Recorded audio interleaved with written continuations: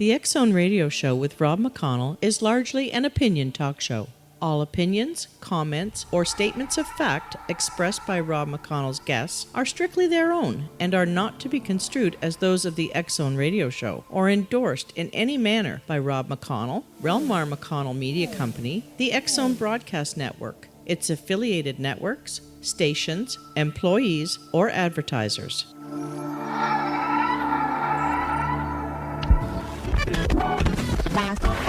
All Hit Radio.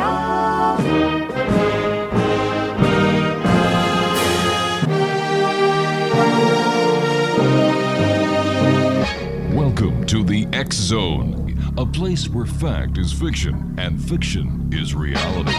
Now, here's your host, Rob McConnell.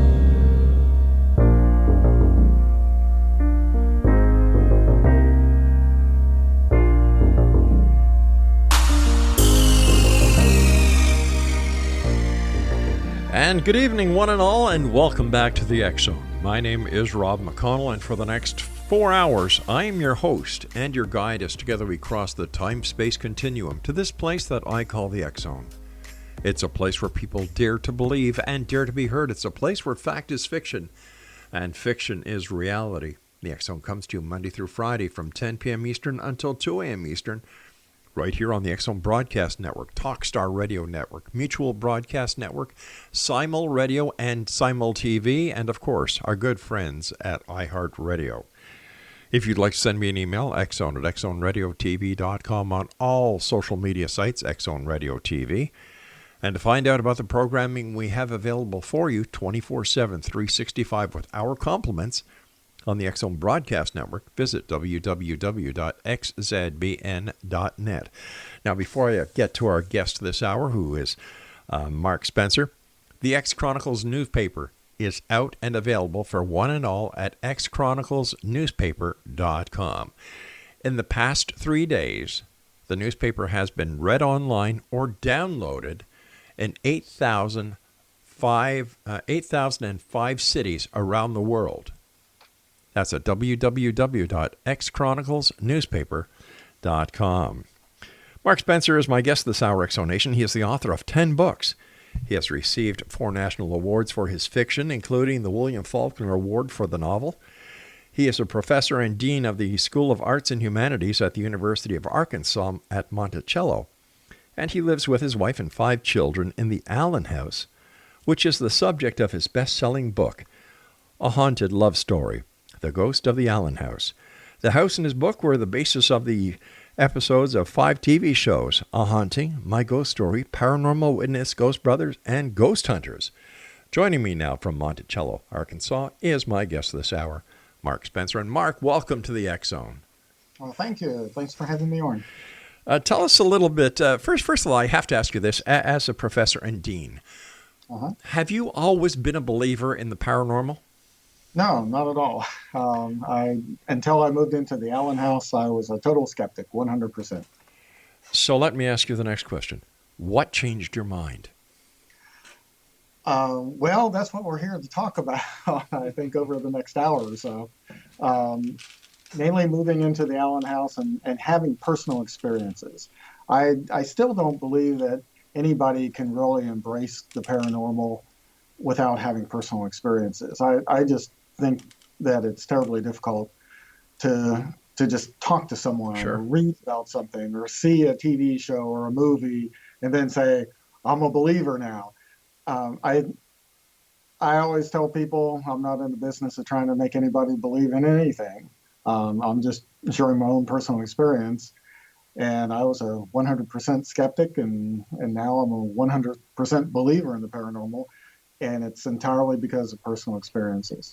Can you share with us these personal experiences that changed you from a non-believer to diehard believer? Well, after we'd been in the Allen House for about a year, we finally agreed to have a paranormal group come in because the house was pretty famous for paranormal activity for about 60 years before we ever heard of the place. And the previous owner had not allowed any paranormal investigations. And so when we bought the house, we were immediately bombarded by paranormal investigators who wanted to come in. And we told them all no, because my wife and I really weren't interested in that sort of thing. We were interested in moving into the house and fixing it up and making it our private residence for our family. But after we had been in the house for about a year, and especially given some of the experiences that my wife and the children had had during that first year, we decided to allow in a group called Louisiana Spirits, and they seemed very down to earth. They didn't put any stock in subjective experiences, which I liked. They used all the latest technology to really try to debunk stories of paranormal activity.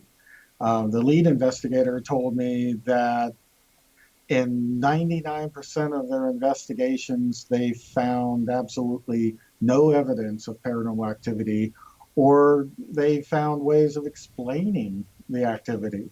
And I was aware that people often will think they're experiencing something paranormal, but they're not, because there are all sorts of things that can cause this. You can have toxic fumes coming up from below your house, especially if you live in an old house.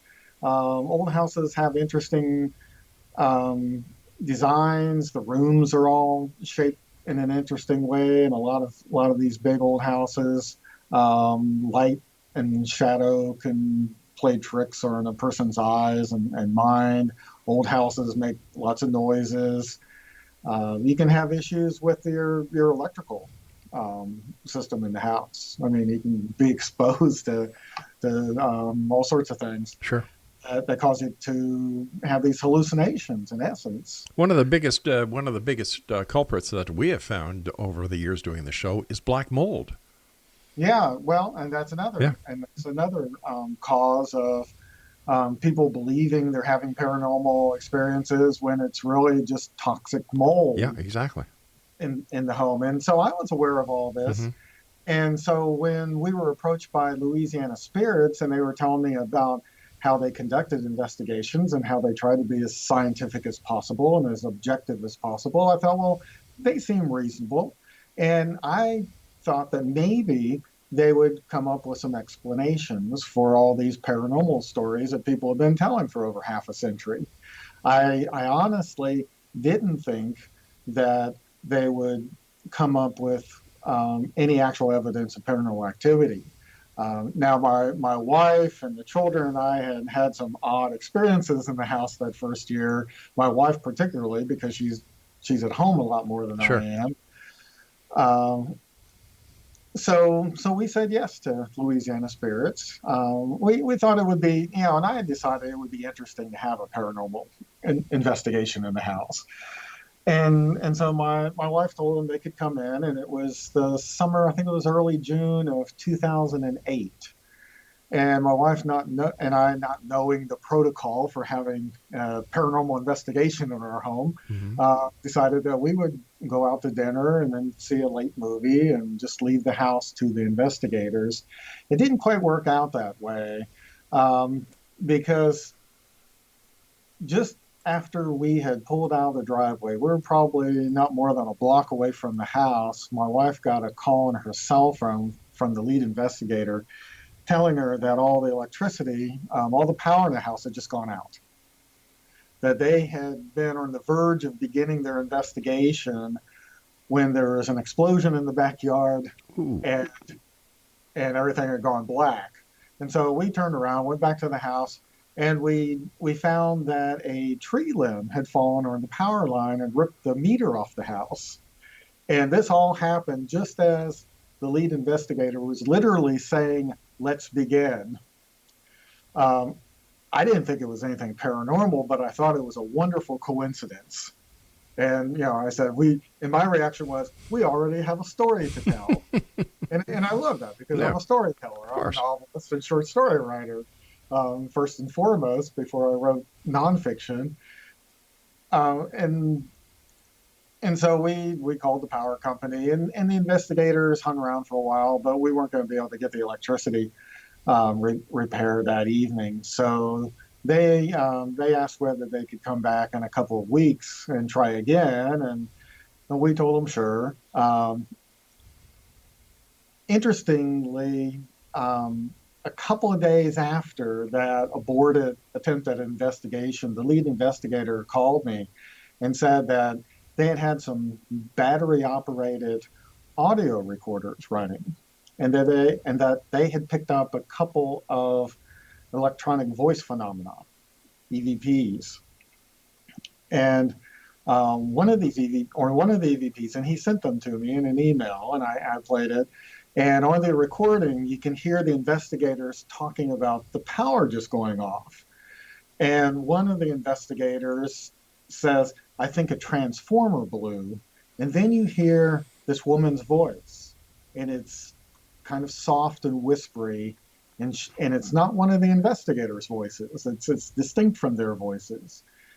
And she says, "Not a transformer." And then she repeats that phrase 2 times, "Not a transformer, not a transformer." And I thought, well, that's interesting. And my thought was, well, they must be mistaken. Somebody must have said that.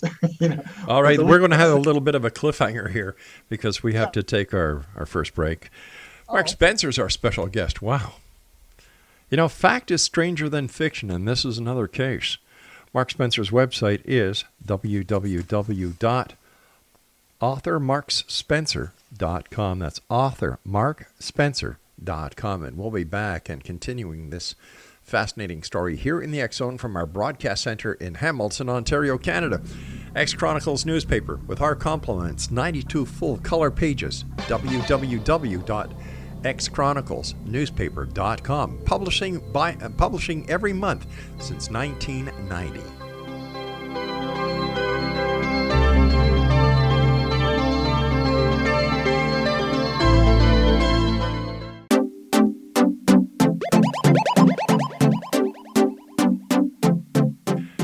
Nation, Mark Spencer is our special guest this hour. This story is another example of what I say and what I mean. After doing this show for 28 years, listening to the stories that I've heard from all over the world, that fact is stranger than fiction. Mark's website is www.authormarkspencer.com. And Mark, please continue this fascinating story. When we last left, the lead investigator had sent you EVPs that were picked up. So please continue the story. This is fascinating. Yeah, so we have this EVP, this woman saying "not a transformer." I'm thinking, well, it's a mistake or they faked it. Yeah. The lead investigator also said that something else interesting, another coincidence that occurred just when the tree limb in the backyard, and I didn't mention this, but it was a warm summer night. It wasn't raining, the wind wasn't blowing, and it appeared to be a healthy tree. And this limb just fell or in the power line as these investigators were about to begin their work. The lead investigator said that one of his investigators received a text message also at that very moment. And this was back in the early days of text messaging. You couldn't always tell who was sending you a text message. Right. And her phone just said unknown on it. And the message was, "I am watching you." And so I thought, well, this is another wonderful coincidence, right? So anyway, the Louisiana spirits, they come back a couple of weeks later, and my wife says, "We're not leaving the house this time. I don't want anything else broken," because my wife is really leaning toward believing all of this stuff. And so my wife and I stayed on the second occasion when Louisiana spirits came, and they did conduct a full investigation, and it was interesting for me and my wife to watch them conduct that investigation. And they got through the night, nothing got broken, no more tree limbs fell or anything like that. Right. And then a couple of weeks after that, they came back to the house for the reveal. And the lead investigator looked at me, we're all sitting at the dining room table, and he says, "Do you want to ask me the question that homeowners always want to ask?" And I said, well, what is that? And he says, "Well, they always want to ask, is my house haunted?" And I said, "Okay, is my house haunted?" And he said, "Yes, definitely." And then he proceeded to play for me on his laptop computer over 40 EVPs, over 40 electronic voice phenomena. At least 20 of these were what they called Category A EVPs. These are clear, distinct phrases and sentences. You don't need any special listening devices to hear them. And I remember just feeling the chills going up my back listening to these voices. And I asked the investigators, well, who are these people? And they said, well, they're ghosts, they're spirits. And at this point, I was getting close to thinking that we weren't alone in the house.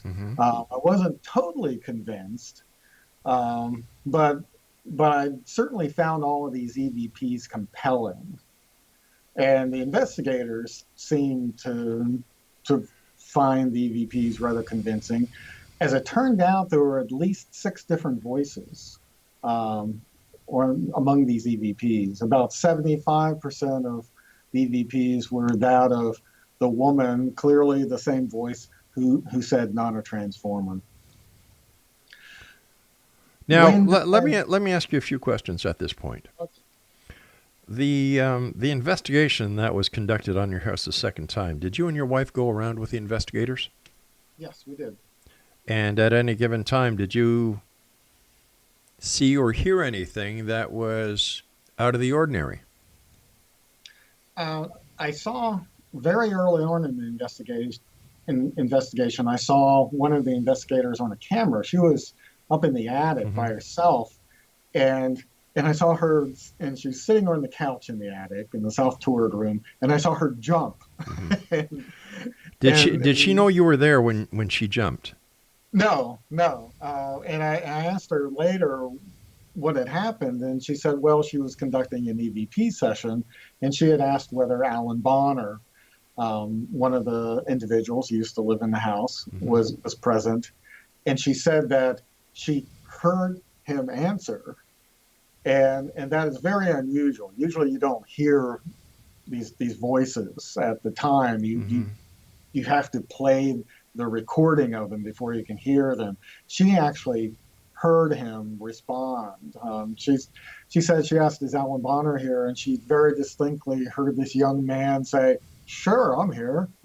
and that's why she jumped, because it was a unique experience for her. All right, so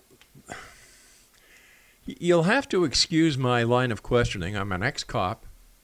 Sure. I look for evidence. So far, based on what I've heard, there's the fact that I don't give EVPs very much credit, if any at all, because there's no scientific evidence to prove that EVPs are real, because if they were real, they'd be recorded and heard at the same time on tape, and apparently it doesn't work that way. Right. So that makes no sense to me. Right. A lot of the EVPs always seem to come back after the investigators leave the property. So my question is, how do you know they're not faked? Yeah. Well, that's exactly what I was thinking. Okay. When the investigators came and they played these 40 plus EVPs, and I'm thinking, well, this is really compelling, but there's still part of my mind that's asking the question, how do they fake these and why do they fake these? And I'm trying to figure out, well, why they're trying to pull something over on me, because I'm not paying them any money. They're not paying me any money. I'm not sure what's going on. So it wasn't too long after that, a few days or so, that I decided I was going to conduct my own EVP session. Okay. And so I took, it was about a $10 battery operated little digital audio recorder. And I went up to the attic by myself. Right. One night. And I sat there, and I'm not very patient, so I didn't stay very long. But I felt strange sitting there by myself and asking questions. I asked whether Liddell Allen was present. I asked whether she liked it there. And I probably hadn't sat there for more than 15 minutes, and I was tired of sitting there. So I played back what I had recorded, if Mm-hmm. I had recorded anything, and she had answered me. There was this woman's voice on my recording, on my digital recorder, answering my question. I had asked whether she liked it here, and she very distinctly, very clearly wanted to know that she was present, and she said, "Yes, I like it here." And that's when I became a believer, because I'm up in the attic, I'm by myself. Mm-hmm. Certainly, there's not a woman up there with me, and I record this voice of a woman responding directly to a question, and that was when I became convinced that my wife and our children and I were not alone in the house. All right, so you're not alone in the house. You have this spirit of this person who is there. As an educator, as a dean and a professor, Mm-hmm. why didn't you bring in members of the scientific community? Well, what kinds of members of the scientific community? Well, Like, credible instead of so-called paranormal investigators who 99.999% have no idea what the hell they're doing. yeah, um, I don't know. We really, I don't think, knew who to call upon. Well, let's see. There's Lloyd Auerbach. He's one of the leading parapsychologists, and he's accredited. The list goes on and on and on. But when it comes to these paranormal investigators, you say you didn't pay them anything. They didn't pay you anything. But what it did was gave them credibility, which money can't buy. Right. Yeah, and it occurred to me that that might be their motivation. Mm-hmm. As I said, I remained a skeptic until I recorded an EVP of my own, and then my wife and I had conducted some other EVP sessions of our own, and again we recorded EVPs. We recorded these voices, and so yeah, if there's another explanation for these voices, I'd love to know what it is. So you and your wife actually recorded EVPs yourselves without anybody in between. Right. All right. Yeah. Without that, I wouldn't, have become a believer in the paranormal presence in the house. I mean, but the fact that we were recording these EVPs on our own without any third parties, I mean, this was just something that we did. All right, you and I have to take our news break at the bottom of the hour. Please stand by. X-Zone Nation. Our guest this hour is Mark Spencer, and his website is www.authormarkspencer.com. That's www.authormarkspencer.com. And we'll be back on the other side of this commercial break with the news as we continue here in the X-Zone from our broadcast center and studios in Hamilton, Ontario, Canada. Check out the X-Zone TV channel on Simul TV at www.simultv.com.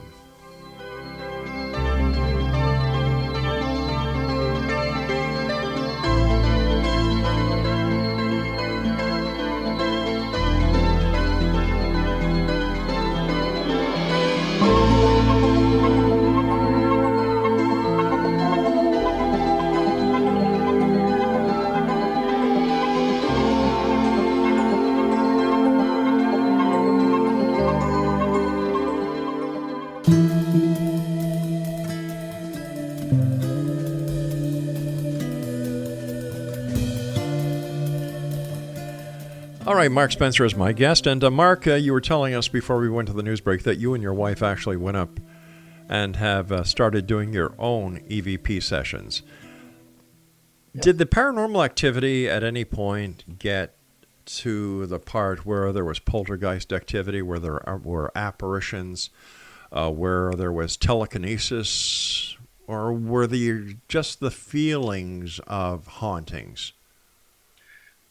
Well, the first year that we were in the house, I grew somewhat concerned about my wife because she seemed to suddenly have become very forgetful, and she had never misplace things prior to our moving into the Allen house. But after we did move in, she was always losing things. Mm-hmm. She was always misplacing her keys. She was always misplacing her check card or something else, some small item. That's a small thing, and that can be easily explained. Mm-hmm.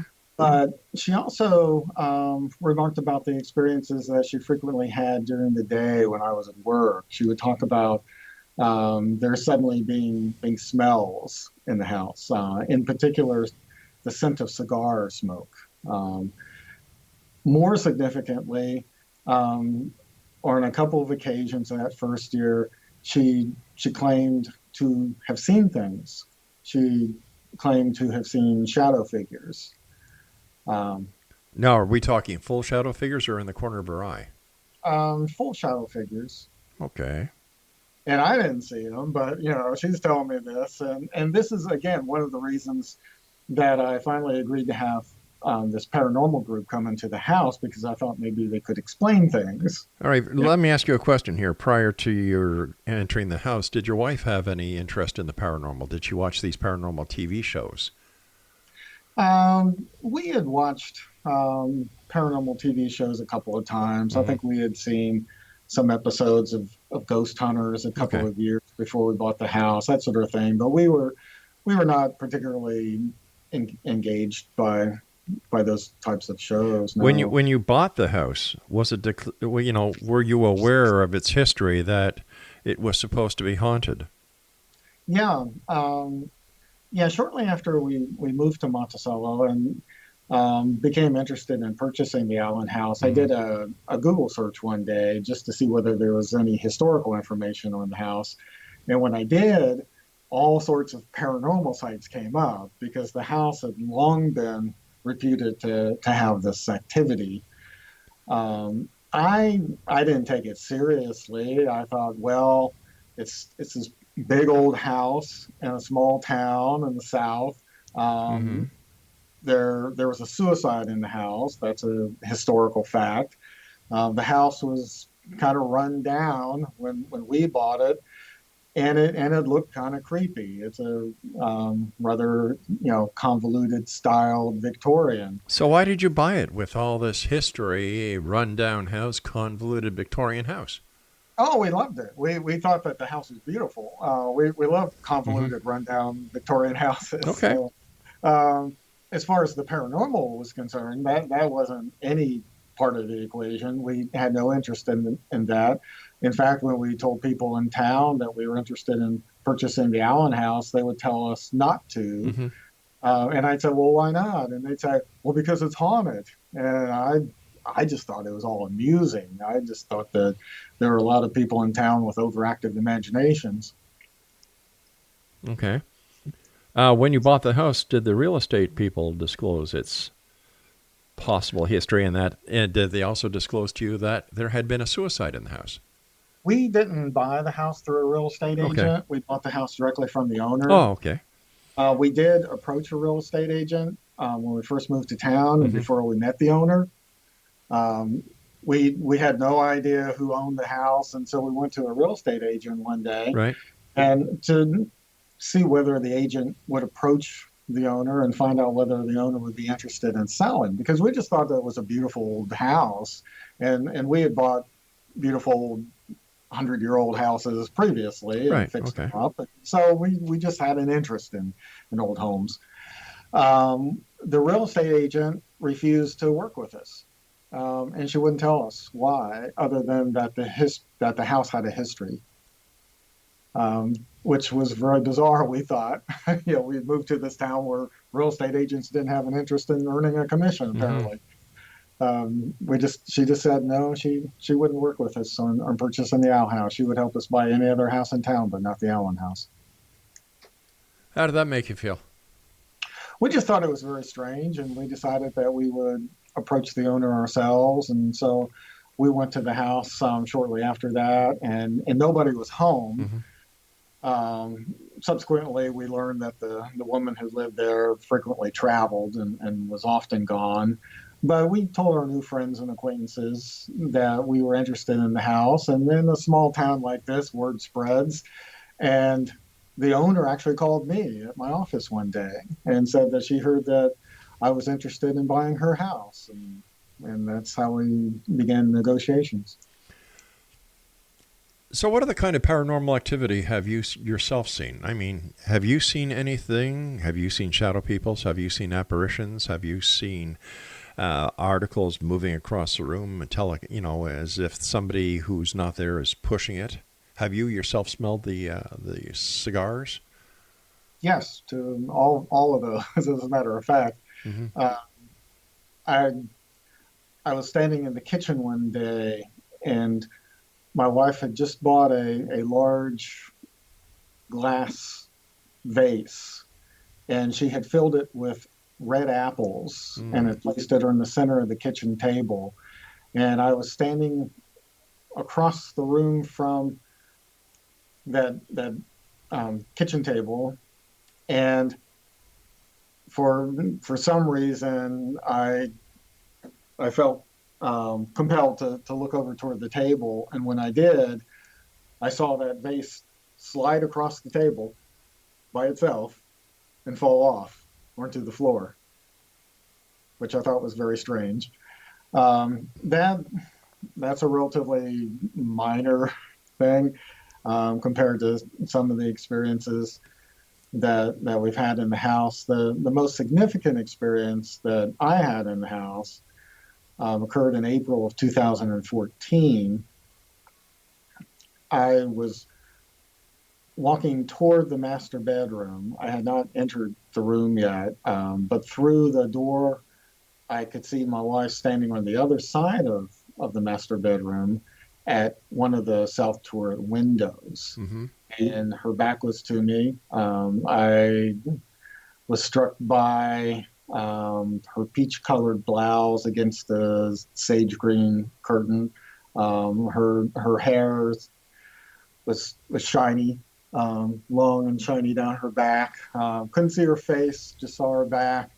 And I'm looking to her as I step into the room, and I continue looking at her as I walk all the way across the room, and I come around the end of the bed because she's on the other side of the bed in the turret area of the room, and I get about a yard away from her, and I'm still looking at her. I still haven't seen her face, and I literally open my mouth to ask her what she's doing, because what seemed odd was that it appeared that she was looking out the window, but she didn't have the curtain pulled back.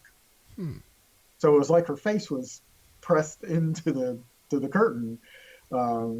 And as I said, I literally had my mouth open to ask her what she was doing, and then she vanished. She just disappeared. And cold air swept over me, and I was covered in goosebumps, and I was standing there with my mouth hanging open when my wife appeared at the doorway that I had come through. And she stopped in the doorway, I guess startled at my appearance. I guess there was something odd about the way I looked, because she stopped in the doorway and she said, "Why are you standing there looking so stupid?" And after a few seconds, I was able to say, Yeah. I'm shivering," because that's what I was doing. And I wasn't shivering because I was scared. I was shivering because I was cold. And there wasn't anything really frightening about the experience. Certainly nothing terrifying, and we've never had any experiences like that. We've never been frightened in the house. We've never been afraid of anything. But it was awe-inspiring. It was just an incredible experience to be looking at what I thought was my wife, Mm-hmm. and then have her vanish like that. And previously, see, my wife had seen things. My wife had seen a full-bodied apparition in the hallway one night, and I had come out of the bedroom looking for her because I was expecting her to come to her room, and she hadn't. And I stepped out into the hallway, and I found her on the floor struggling to breathe, because the shock of seeing this full-bodied apparition just a couple of feet from her had literally taken her breath away. Stand by. We've got to take our final break. Exonation Mark Spencer is our guest. And if you'd like to find out more about Mark, where you can buy his books, www.authormarkspencer.com. And this is the X Zone. I am Rob McConnell, and we'll be back on the other side of this break as we wrap up this hour here from our broadcast center and studios in Hamilton, Ontario, Canada. Don't forget the X Chronicles newspaper, www.xchroniclesnewspaper.com. Don't go away.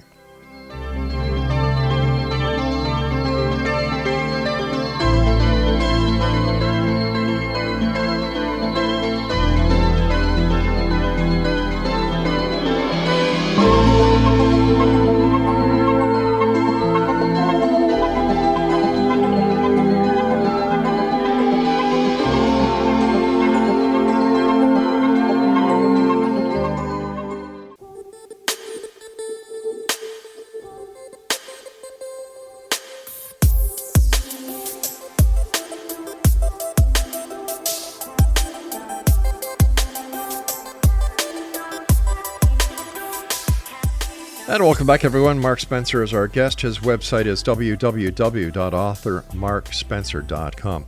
Mark, besides you and your wife and the residents of the house having paranormal experiences, has anybody who is a guest or from the outside world, besides paranormal investigators here, have they had experiences in your house as well?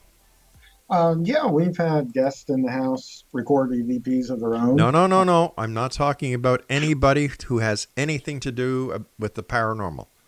Well, no, these weren't paranormal investigators. But why would they be recording EVPs? They just wanted to see whether they captured anything. All right. I mean, anybody of the house. Anybody else. Because anybody who goes there to do an EVP, they want something to happen. If you want something to happen, it will. I mean, somebody who has no idea. Well, we've had, I would say we've had repairmen, for instance, come to the house. And again, it's hard to say because they might have already known about the reputation of the house, and that could have prepared them psychologically. How about did you call in the city engineers to come in and check these things out to see what could possibly be a logical explanation? No, we haven't had any city engineers come in. All right, so you haven't had any city engineers come in. You haven't had any members of the scientific community come in. Tell me about the TV shows, because you listed, I think, 5 of them here. A Haunting, My Ghost Story, Paranormal Witness, Ghost Brothers, and Ghost Hunters. How did these guys get involved? They contacted us. They just would call us up and ask whether they could come and do TV shows.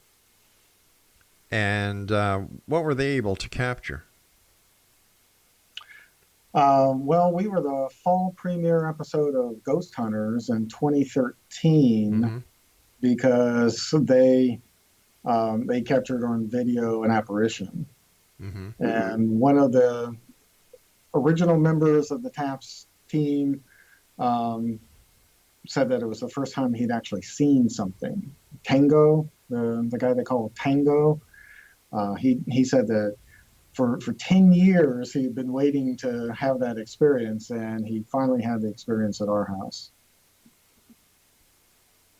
You do realize that Ghost Hunters has been blatantly exposed as a fraud. You are aware of that, right?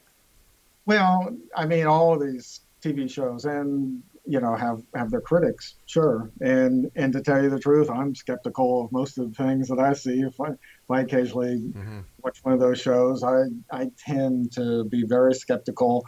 I know they often play these EVPs, and I can't hear anything. They have to put words up on the screen to tell you what's being said, and more often than not, it sounds to me like a cat meowing. Sure. Why do you think... let me ask you a question. The other houses that you've bought, the old houses, the Victorian houses, which I love as well, they are unique and they are classics. Oh yeah. Did any of these other houses present paranormal activity? No. No, not at At all. any given time, did you think that you or your family were in harm's way? No, not at all.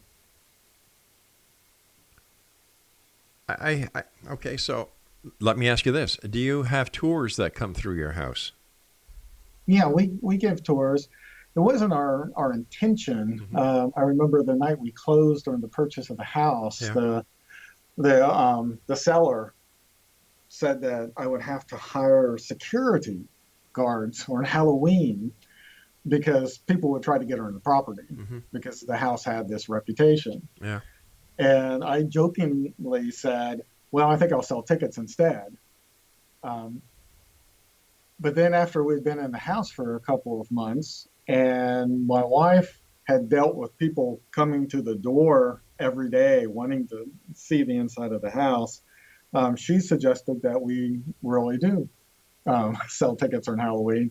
And at first I was resistant, and when I finally gave in to this idea of having tours on Halloween, I insisted that they be purely historical tours, that we not talk about paranormal activity at all. Mm-hmm. We would train some university students in the history of the house, and have them give guided tours talking about architecture and the historical importance of the Allen family to the local community. And that was entirely our intention. Of course, what happened on Halloween, all these people show up, and my tour guides are giving these tours talking about the history of the house and the Allen family and the architecture of the house. And then everybody says, "Yeah, but what about the ghost?" and, you know, and when people first started asking me to come to their clubs and civic organizations to talk about the house, I tried to talk only about the history of the house. But again, what I found was that people wanted to hear about the paranormal. So would you say that your house has become a little bit of the paratourism industry? Oh yeah, certainly a little bit. So I do mean, you, it's our private residence, and we don't give a lot of tours, Mhm. but we do have our traditional Halloween tours, which are a big thing. There's not a lot to do in Monticello, Arkansas on Halloween, and so people look forward to coming through and seeing the house. How much do you guys charge? We charge $10 a ticket. Wow. So it's a moneymaker as well. It helps you promote your books, Hmm. gives you plenty of free publicity on the television shows and the radio shows. Sure. You make $10 a person. Yeah. Oh. So there's money in their hills when it comes to the haunted industry. Yeah, well, I understand there are some small towns that really promote the the idea of the paranormal throughout the town. They even claim to be one of the most haunted towns in Mhm. America or something like that. So yeah, it's a business. What do the other members of the university think about your exploits as a haunted or a ghost researcher? Oh, they come to our tours. They seem very interested. I mean, it's not something that I talk about on a daily basis or frequently at all at the university. Yeah. Um, and it's not my primary interest. My wife is the one Sure. who really manages the house. So she's the business partner when it comes to the hauntings. Yeah, it's pretty much her business. It's funny that you put it that way. Hmm. It's funny because, it was your wife who first had these occurrences. So, saying it kind of taints the entire thing when you look at it over the entire spectrum and you see it was a business. Doesn't that take away from the credibility of anything that legitimate paranormal investigators would try to do? Well, I don't think that the interest that people have in the house is limited to the paranormal, and that is something that we emphasize, that the house is of architectural interest and of historical interest. The house was of interest to a lot of people when it was first built in 1906. We've come across three postcards that were mass produced and sold prior to 1910 of the house because people were interested in the architecture of it. And we have architectural students who come to the house to study its design. And then there's the historical significance of it because Joe Lee Allen was a prominent businessman, a wealthy entrepreneur who made profound contributions to the community during the golden age of Monticello. Monticello was the most prosperous community in Arkansas, one of the most prosperous communities in this region of the United States from 1890 to 1920. And so we emphasize that. I mean, there are people who are interested in the paranormal, but there are also people who come to the house just because they want to see the architecture or they want to hear about the history. There's also a tragic love story connected with the house. Well, unfortunately, Mark, we've run out of time for tonight. I want to thank you for joining us. But I must tell you something, Exo Nation. This seems like a marketing tool. He's an author. He sells books. He gets on radio shows and television shows that promote his house, promote him. People look him up. They buy his books. He charges $10 a person for inside his house. He has architectural students come in because of the architectural design of the house. And yet he won't bring in any members of the scientific community to challenge or validate anything that these yahoos who call themselves paranormal investigators claim happens. I don't buy it. I think it's nothing else but a bunch of bunk. And when it comes to reality, when people see dollar signs, and if they see they can get ahead, personally ahead, by using the paranormal, whether they are an author, whether they're a TV producer, whether they are an entrepreneur who has decided that there's a sucker born every second in the paranormal community, they take advantage. And I think that these people who take advantage of other people, who play on their fears, on their beliefs for their own gratification and their own interest, as well as promoting their own projects, their books, their films, their DVDs, their TV shows, they're a disgrace. And I'm telling you, I don't believe this one bit. We'll be back on the other side of this break as we continue here in the X Zone from our broadcast center in Hamilton, Ontario, Canada. Don't go away.